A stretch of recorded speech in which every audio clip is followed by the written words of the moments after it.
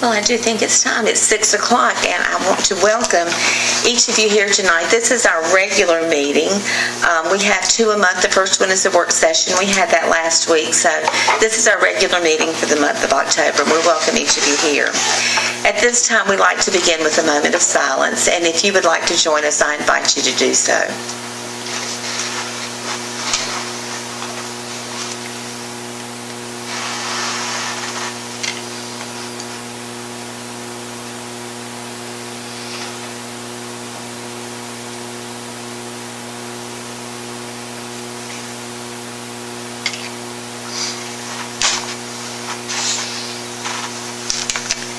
Amen.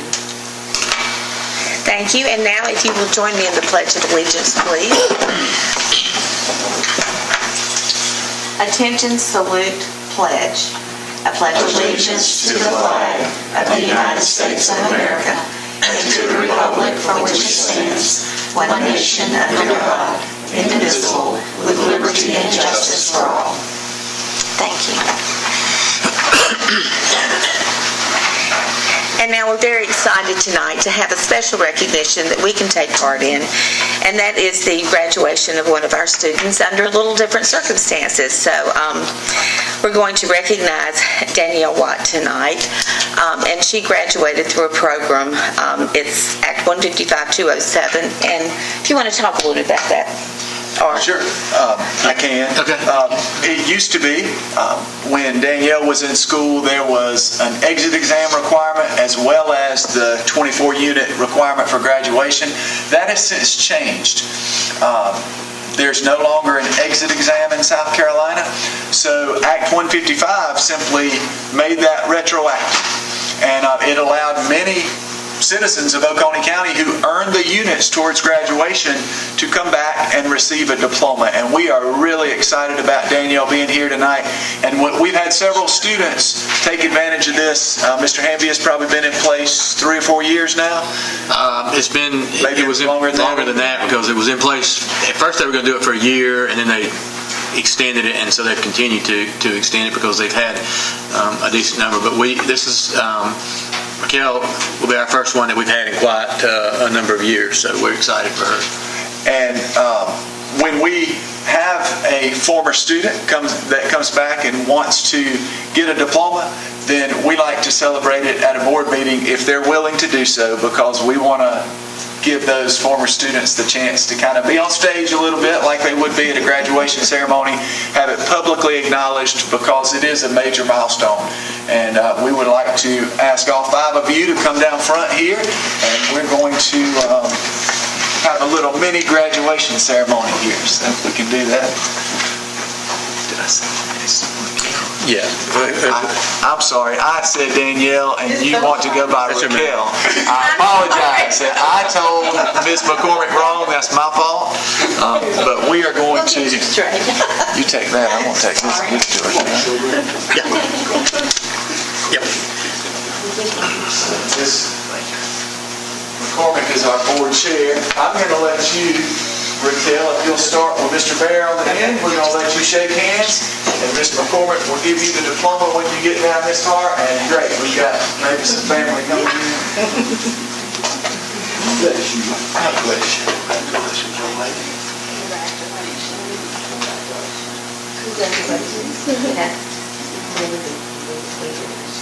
Thank you.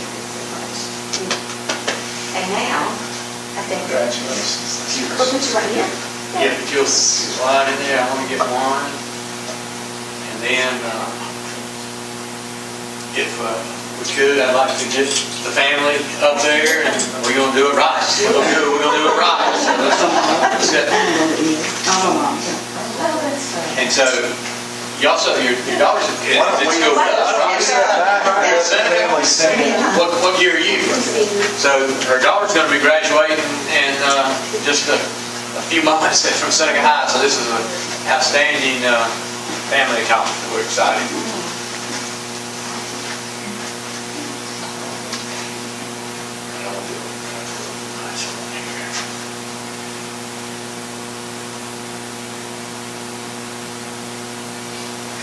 If you want to we can get, you can give Mrs. Gibson an email address or whatever, I'll make sure to send you these pictures too. Okay, congratulations.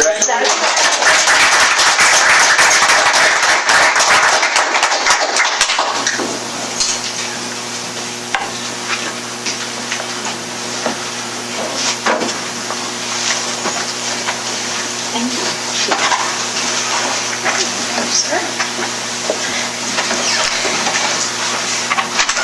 It is really special when we can start a meeting like that. And now I need an approval for the agenda for tonight, for October 18th, our regular meeting agenda. Did anybody see any changes or anything we needed to add or delete? Okay. Then with no objection, we will approve the agenda for tonight's meeting. Mrs. Bay, public comment? We don't have any. All right. All right, our first item of business is the approval of minutes, and we have the minutes, we've had them from September 20th, 21 regular board meeting and our October 11th, 2021 work session meeting. Did anyone have anything that needed to be changed? Or? All right, then with no objection, the minutes from September 20th, 2021 and October 11th, 2021 are approved. And now we have some discussion items, some remarks from our superintendent.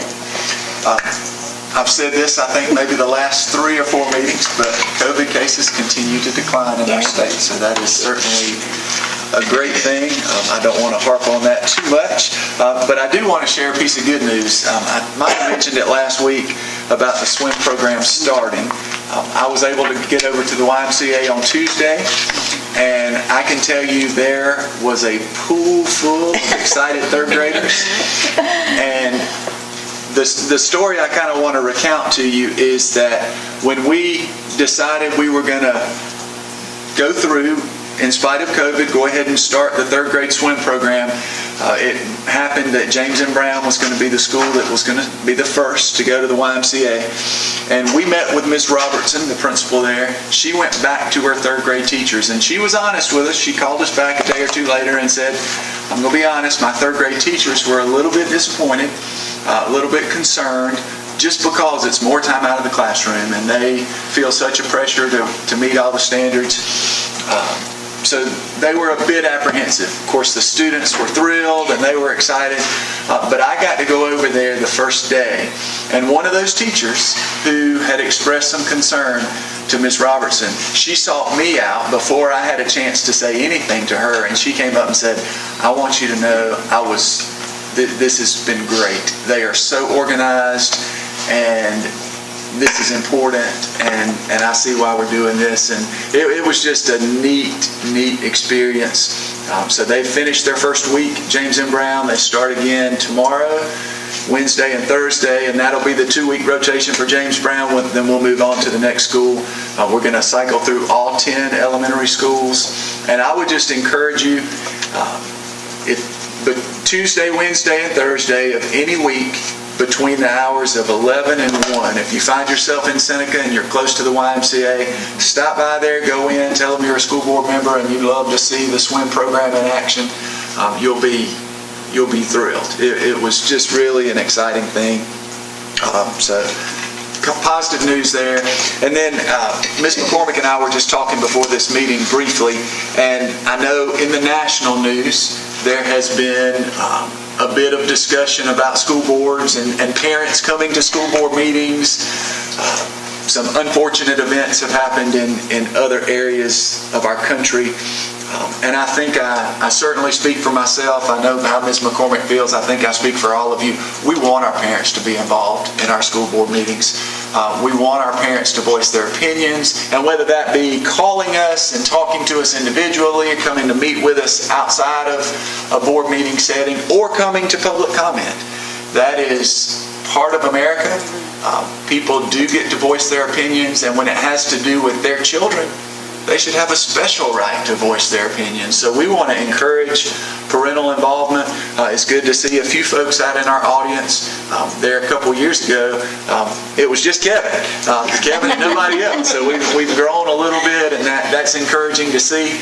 So I just want to go on the record to say publicly, we want involvement of our community because we feel like we have community schools. We want to represent that community, and we want especially parents to be involved. So, anyway. Dr. Thorsman, after their meeting last week, 4 of us were standing on the sidewalk out here, had that same conversation that we wanted our parents to come. So you're echoing what we want completely. And that's all I have. All right. All right, our first action item is to determine our official voting delegates for the meeting that is going to be held on December 4th. Now, that's part of the legislative conference, and we have, as you can see, 4 votes. They can be voted by one person. We can split them up. We also have an opportunity to name an alternate. So it's kind of funny because there's still no agenda for the meeting. I'm assuming it's going to happen. Last year it did not, and ended up that everything was done in Columbia in just one day, just for that. But it is our official business meeting, and we do have an opportunity to look at the information. And I think, from what I understand, everybody's going to get it in the mail and has an opportunity to look at it. I really haven't talked with you. I will be going. I definitely will go at least to that part of the conference. But is anyone else planning on going, Sandra? I would like to look at the agenda before I commit, but certainly will. Okay. What if we put you down as an alternate? That's fine. Okay. And because I wanted to be alternate. well, you can be an alternate too. We can split votes. If Sandra and I are both going to, we can each be put down for 2 votes. Okay. And then we can put you down. And I don't know. Do you want to be? I'd love to go, but I probably ought to teach that day. Okay. All right, then, if that's fine, then we will give 2 votes to Dr. Sloan and 2 votes for myself, and then we will have Megan and Buddy down as alternates. So that way, you just have to be named so you can go in the meeting, and if only one person is there, they can vote those 4. But you do have to be named if you want to go into the business meeting. So I guess I've kind of named it if someone will make a motion to that effect. I move that you and Dr. Sloan be the representatives and Mr. Herring and Ms. Megan be our alternates. Okay, second? Second.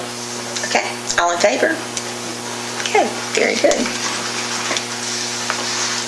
It's kind of messy, but it got it done. Thank you. And we will keep you apprised of what goes on with that. All right, now, yes, our next item of business that we need to act on is the approval of dual modality teaching stipend, and that was Mrs. Moore, and I guess you're going to talk about that I am. She for left just me a her moment. notes. Okay. The dual modality instruction, so if a teacher has to work with both students in the classroom and students who are on quarantine or away, even if it's just turning on their Google Meet and that, then we are required to compensate them. So as we shared last week, our plan is to have those teachers that have already done that or are doing that at this time put that onto a document that will be verified by their building level administrator, and then we will make a payment before Christmas break. If anybody continues to do it, needs to be added on there. It'll be $500. If they do it in the second semester and they didn't put their name on the list to begin with, we'll do a payment at the end of the year to catch anybody we missed. You can only be paid one time, even if you do it throughout the year, and it will be offered to our teachers who are eligible to receive that. There'll be some that don't have that opportunity, but again, they will fill out a form telling when they did it and their class subject matter, send it to the principal. Principal will check off on it, and then it'll come into payroll, and that's how we'll document making sure we get everybody compensated that has earned that compensation. And that is going to be $500. $500 is what we count, and you know, we're $840 50-ish teachers, they won't all qualify, but we figure the vast majority of them will. Okay. Mr. Hammy, can you explain some of the requirements that they might face? Well, they have to teach both the kids in their class and the kids who are home quarantined. So what they typically do is we've asked them to set up a Google Meet so that the kids can listen in and see in. We don't have all our classrooms equipped with cameras where they can do it and it functions like we do in, say, Dr. White's classroom at Seneca High School. So if they're having to do double duty on that part while they're in class, as Dr. Thorson said last week, it kind of is odd. They're going to do less work, honestly, to do that, to click and turn that on, than if they had to make packets or do separate lesson plans and send that stuff home later on with them. But it is better for our kids. They can at least hear the lesson in real time or through it being recorded, and they can get the information. So it's really if they're kind of teaching the kids in the classroom along with also working with the kids during their normal block of time outside the classroom. This is one of those classic cases of good intent by the legislature, maybe not quite so good execution, because technology's made it easier to teach kids at home and in the classroom. If you, like Mr. Hamby said, if you hit the Google Meet or Zoom call and the teacher just talks, then the kids at home can at least hear the conversation. Well, that makes things easier for the students. Whereas if they didn't have that option, then the teacher would have to print the notes, make sure the notes get, it's just more work for the teacher.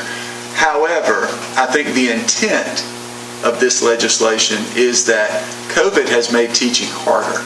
It has, because if I have a class of 20 and all 20 of my students are in class every day, my job's easier because they're all there. They hear my instruction. They do the work in class. When students start being absent, it's harder for me to keep up with it because now they get 3 days to make up the work and I have to remember who was not here and who was here. It's just a harder job. So I think the legislature is saying during COVID, teaching has been harder and we need to compensate teachers for the additional workload they've taken on with students being quarantined and that kind of thing. So it's a good intent, just maybe not as clean as it should have been, but that's okay. Good question. Anyone else having questions? All right, then do I hear a motion to approve the dual modality teaching stipend of $500? Madam Chair, I move for the approval of a dual modality teaching stipend for the teachers of our district. Okay, do I have a second? Second. Okay. All in favor? Okay. All righty. Now, we have a number of policies that we will look at tonight and approve in first reading. And I guess, let's just start with Mrs. Simmons with hers, if we could. And we've had them, we've looked at them, we've heard about them, but if you'll just kind of briefly go back over them, please. Okay. For the graduation requirements policy, the only additions there was about the keyboarding no longer being substituted for the 1/2 credit of computer science requirement that began in the 2018-19 school year. That was under the graduation requirement for our students as well as under adult education section of that policy.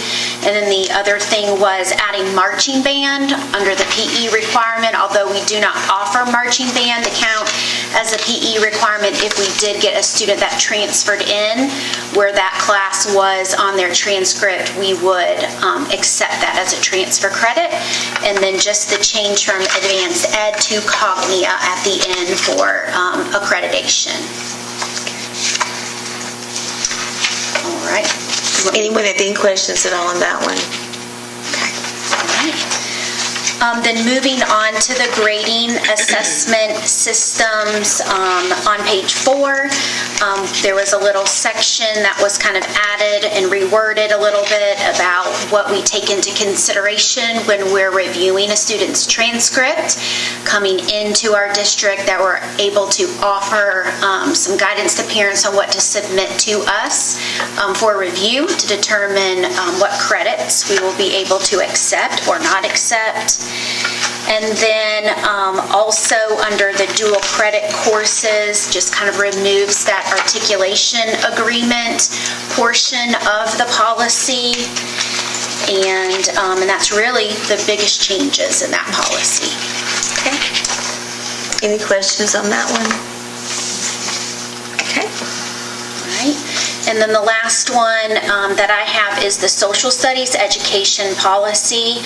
A lot of this is some new information, some that has remained the same, maybe just reworded or added to a little bit. But just talking about our instructional program for social studies, how we're wanting our students to acquire the knowledge of the concepts and the content, making sure we're developing their critical thinking skills and processing skills, and just making sure we're achieving their college and career readiness by learning, how to analyze the evidence, as well as evaluating it and demonstrating their understanding. Some of the topics that our students will be exposed to are economics, personal finance, sociology, psychology, geography, political science, anthropology, and history. And then they added, in accordance with federal law, that we would recognize the Constitution and Citizenship Day, as well as provide at least 1 hour of class time or assembly time for the U.S. Constitution and Declaration of Independence, which would take place on Veterans Day. Any questions on this one? Is this being funneled down from the state, or is this changes just directly to our district? It's from the From the state. state. And as we go into this one, I talked to Dr. Thorsland after I read it just briefly last week, and then we talked a few minutes this evening. In the third line, where it says to develop critical thinking and processing skills and to adopt values necessary for responsible social, political, and economic participation. Tell us exactly where you are. Hang on. I'm sorry, third row down. The red. Up the red. First paragraph. It just has a couple of words in there about adopting values.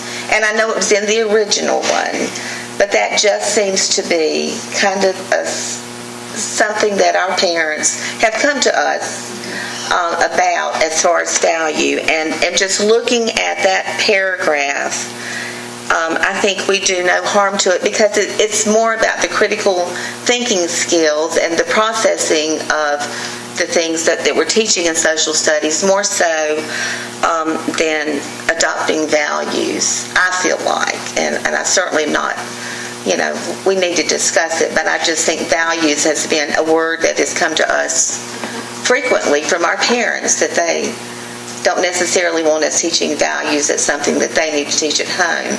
And as we discussed earlier, there's a difference between right and wrong for students and then teaching them the values. So I would like to see that, just that part of it, to adopt the values necessary, removed from that first paragraph. I guess that was kind of why I was asking if the wording in itself is being funneled down from the state. It is, and if you look, it's in our old one. It was in our old policy. The word value was in there then.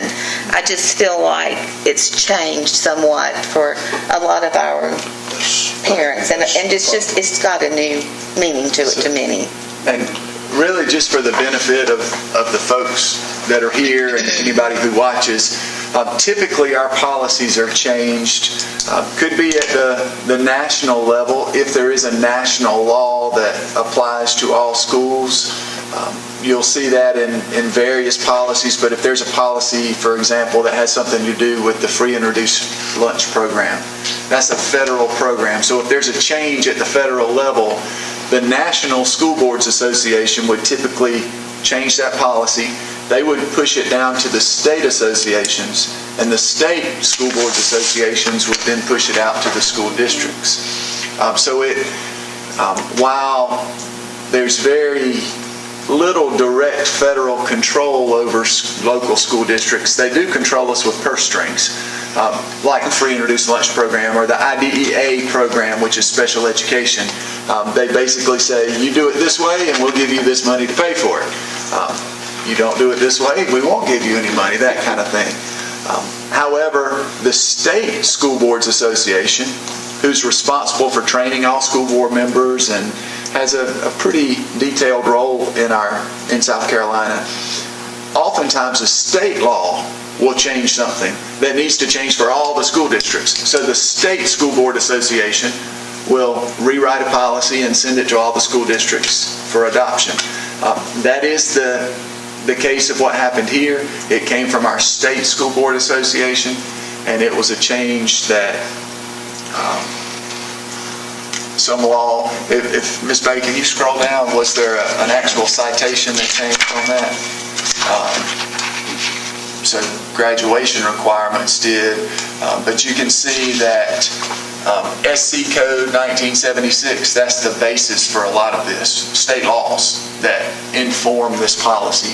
So we have to update them from time to time. I don't think the word values, whether that's in there or is not in there, I don't think it would change its compliance with any kind of law. So I think that would certainly be fine. I agree with what you said.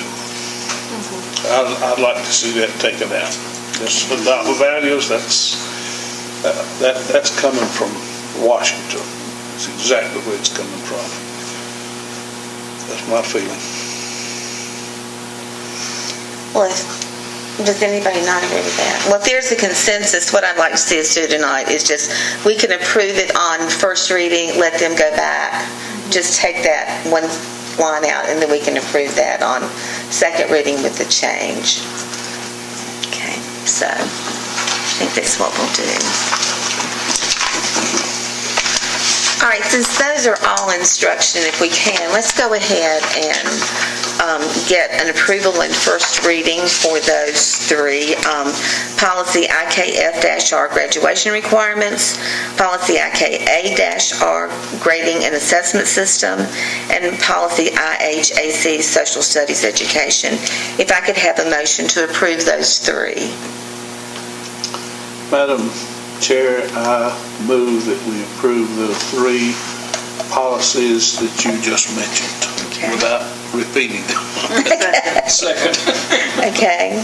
With do we need to add that social studies policy will be amended?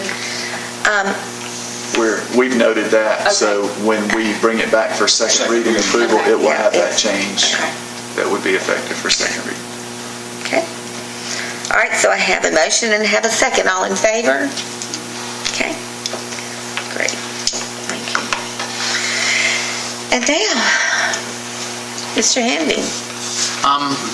And this is pretty much things we had covered, safety plans and drills. We already do the two code reds. There's some paperwork now that will be involved with that. It's a little more detailed. It will allow us to only do 2 fire drills, one each semester, with the first one being in the first 10 days of the school year, which is state law. You can do more than that if you want, but you'll have to document 2, and then 2 of the weather drills. That would be one in the fall semester and one in the spring semester. So the one other change is that, and we do some of it with playgrounds and things, but there's a monthly assessment form that we will have to make sure we complete. But I've worked with Mr. Alexander, and then we'll share it with the principals once we get everything finalized after second reading about how we're going to do that. It's going to mainly be maintenance doing that and facility specialists. So we're comfortable with those changes to make sure everything's in good working order and that we can follow the letter of the law. So. Anybody any questions on that one? All right, then I will ask for a motion, please, to approve policy EBCB, safety plans and drills. So move. Okay, second? Second. Okay, all in favor? All right. Well, that is the end of our regular meeting. It is. It helps when you have a work session. And if there are no objections at this time, we will go into executive session for employment recommendations and changes. Okay. Thank you all so much for coming tonight.